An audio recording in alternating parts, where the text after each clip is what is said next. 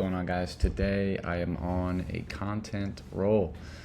I want to talk about production terms and what your producer fee should be, things that you should expect and things that you should be asking for or fighting for.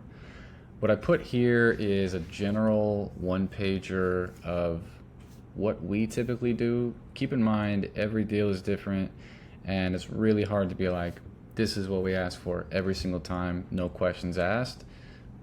But what we have here is generally what we ask for if, say, the artist is in a typical recording deal, if they're in a favorable recording deal, which is like 50-50 with a label, if they're fully independent, depending on how many streams they get.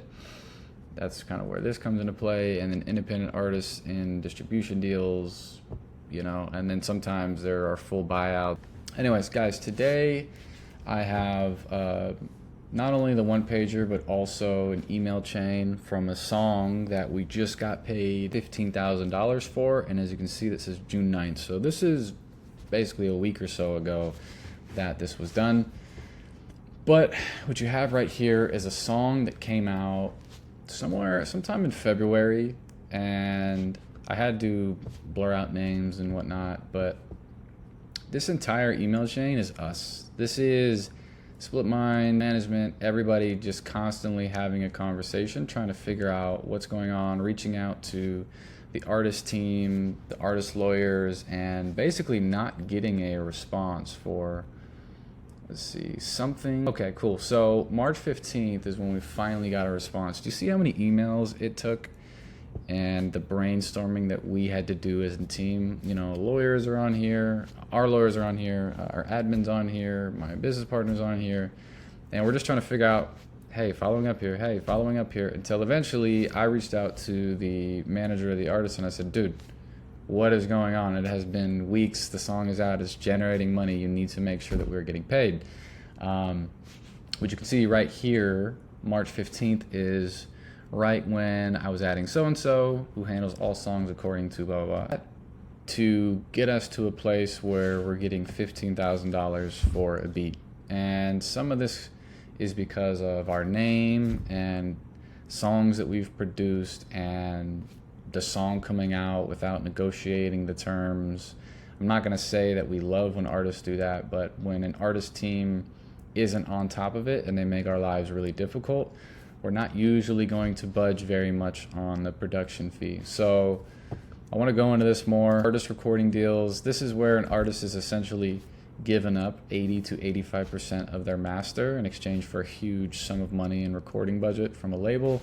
And these are generally the proposed terms. The publishing is always going to be 50% publishing unless there's some weird situation going. But because the artist has basically all of their royalties or master royalties locked up, we ask for 3 to 4%, anywhere from 3 to 5, really. There are times where we can get 5. It's just harder to get that because then what's happening here is that the label stays at their 80 to 85% of the master, and the artist is the one that is reducing their share. So we're talking, in this situation, if we got 5 points, which I would doubt that, we'd be at an 85, 10, and a 5. So we'd be getting half of what the artist is getting, and that would mean that the artist is only recouping based on the 10% that they have. So that's really tricky. And we're pretty much at that 15K, as you can see, 10K fee in most situations. Some of our non-negotiables are a non-recoupable or a half recoupable production fee. So if they're giving us 15K, we don't typically say, hey, we need a non-recoupable or half recoupable. But if it's a 10K fee, that's where we're going to be like, hey, we got to talk about you giving us a $5,000 fee and then us being on the hook to recoup $5,000 because we're so-and-so and we've produced all these records. Next thing is usually getting legal fee covered.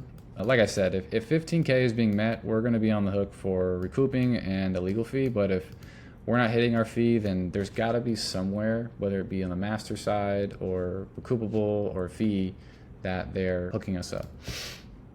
Then you have favorable recording deals. So obviously, like I said, publishing stays the same. But if the artist has 50% of their master, we are usually going to say, hey, we need to meet at 25% or 15% of the master. If we do get 25%, which we get a lot, then we're really almost 8 to 9xing our income, keeping in mind that we have to recoup this $7,500. But really quick, I want to do some music math, which I have that somewhere. Let me find that. Music math. There we go. Okay, so right here, this is a rough idea of how your royalties work.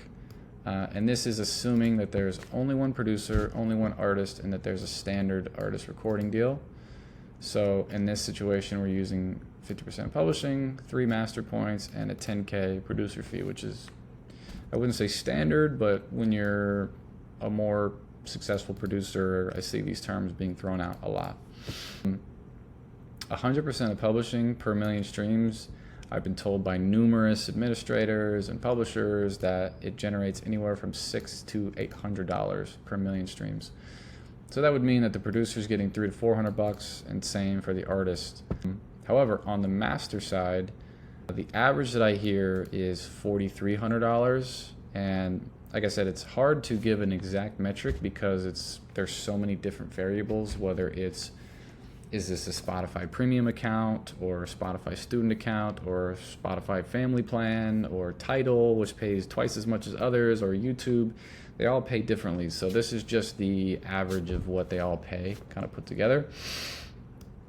So as you can see, label receives basically $3,200 to $4,000 per million streams based on $4,300 or this metric. The artist is going to receive $600 to $800, and the producer is going to receive $150 to $200, generally speaking.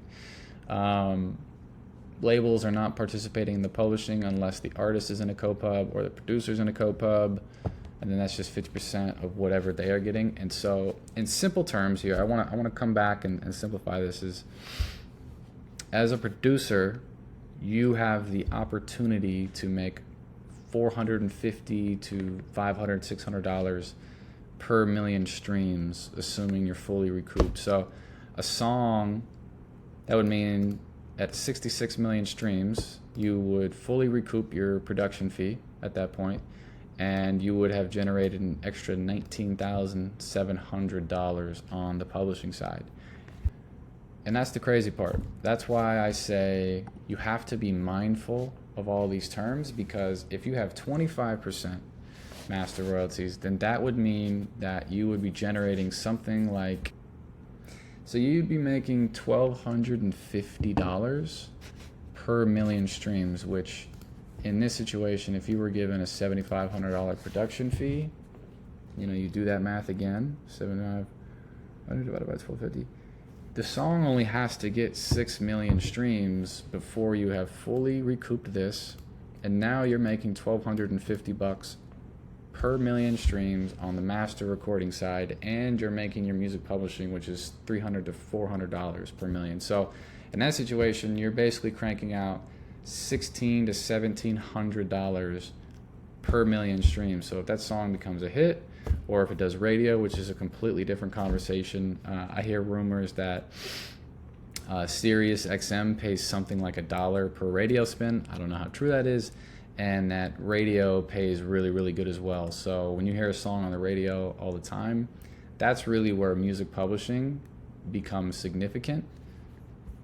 And if we go to fully independent artist, in these situations, we're getting minimum 25% of the master royalty, sometimes 50% of the master royalty.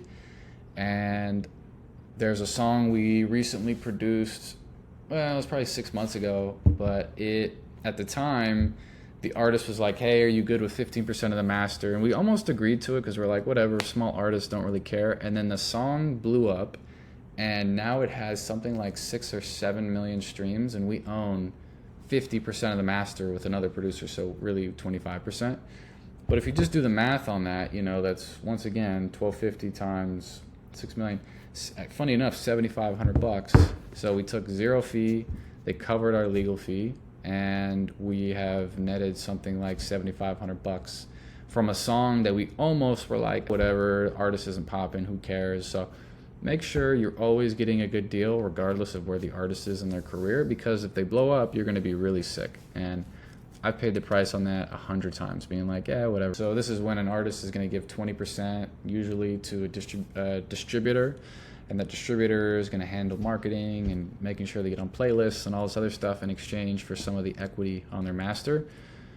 This is a great deal because that means for us, the artist is 80%, so they can be much more giving in the master ownership, and this is where we usually fall with that kind of stuff. I want to say the baseline is like 30% of the master royalty, and I put 5,000. I think only one time have we ever gotten that much. It was more like $2,500 is like the average for this, and then the bonuses are if we can get legal fee covered. But in every single one, we always try to get the legal fee covered, just because legal fees anywhere from $500 to $1,000 generally speaking. And so if you're only getting, a couple $1,000, it doesn't make sense for you to be paying that on top of getting paid. So here you have it, guys. This is how much effort it took for us. This isn't even counting April and May. So April, May, and a little bit of June to get us paid for this song. But after March, it was really just a couple of, hey, following up, here's how much money we need to get paid here, and boom, $15,000 did in fact hit the account the next day. So here's how to make more money, here's how to stay consistent and to get paid in a somewhat timely fashion. And don't sit around and wait for the label to propose terms to you or to get you paid, because that's where you'll be sitting there not getting paid at all.